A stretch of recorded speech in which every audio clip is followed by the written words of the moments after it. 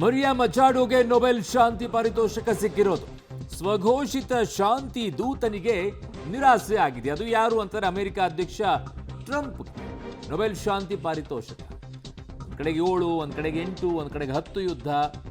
So ನಿಲ್ಸಿದ್ದೀನಿ ಅಂತ, ಒಟ್ಟಿನಲ್ಲಿ ಯುದ್ಧ ನಿಲ್ಸಿದ್ದೀನಿ, ಹಾಗಾಗಿ ನನಗೆ ಶಾಂತಿ ದೂತ ಅಂತ ಹೇಳಿ ಪ್ರಶಸ್ತಿ ಬೇಕು ಅಂತ ಹೇಳಿ, ಅದು ನನಗೆ ಬೇಡ ಅಮೆರಿಕಕ್ಕೆ ಸಿಗಬೇಕು ಅಂತ ಹೇಳಿ ದೊಡ್ಡ ಮನಸ್ಸಿನಲ್ಲಿ ಮಾತನಾಡಿದಂತಹ ದೊಡ್ಡ ವ್ಯಕ್ತಿ ಅಮೆರಿಕ ಅಧ್ಯಕ್ಷ ಟ್ರಂಪ್ಗೆ ಈಗ ಕೈ ತಪ್ಪಿದೆ.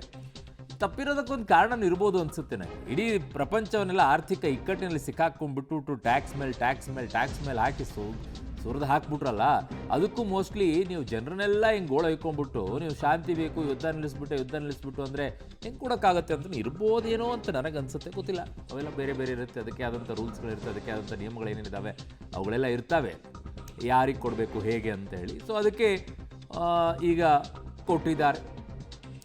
ಈ ಬಾರಿಯ ನೊಬೆಲ್ ಶಾಂತಿ ಪಾರಿತೋಷಕ ಟ್ರಂಪ್ಗೆ ಸಿಗಲಿಲ್ಲ. ವೆನಿಜುವೆಲಾ ವಿಪಕ್ಷ ನಾಯಕಿ ಮರಿಯಾ ಮಚಾಡೋಗೆ ನೊಬೆಲ್ ಶಾಂತಿ ಪಾರಿತೋಷಕ ಈಗ ಸಿಕ್ಕಿದೆ. ಆದರೆ ಸ್ವಘೋಷಿತ ಶಾಂತಿ ದೂತನಿಗೆ ಮಾತ್ರ ನಿರಾಸೆ ಇದೆ. ನಿರಾಸೆ ಬೇರೆ ರೀತಿಯಲ್ಲಿ ಪರಿಣಾಮಗಳು ಉಂಟು ಮಾಡಿಬಿಟ್ರೆ ಕಷ್ಟ ಪ್ರಪಂಚಕ್ಕೆ. ಬೇರೆ ರಾಷ್ಟ್ರಗಳಿಗೆಲ್ಲ ಈ ನಿರಾಸೆ ಇನ್ಯಾವುದೋ ರೀತಿಯಲ್ಲಿ ಅಯ್ಯೋ ಗಂಡ ಹೆಂಡತಿ ನಡುವೆ ಕೂಸು ಬಡವಾಯಿತು ಅಂತಾರಲ್ಲ, ಹಂಗೆ ಈ ಶಾಂತಿ ಪ್ರಶಸ್ತಿ ಮತ್ತು ಟ್ರಂಪ್ ನಡುವೆ ಸಿಗದೇ ಇದ್ದಿದ್ದಕ್ಕೆ ಟ್ರಂಪ್ ಇನ್ನೇನು ಮಾಡ್ಬಿಡ್ತಾರೋ, ಪ್ರಪಂಚದಲ್ಲಿ ಇನ್ನೇನು ಆಗ್ಬಿಡುತ್ತೋ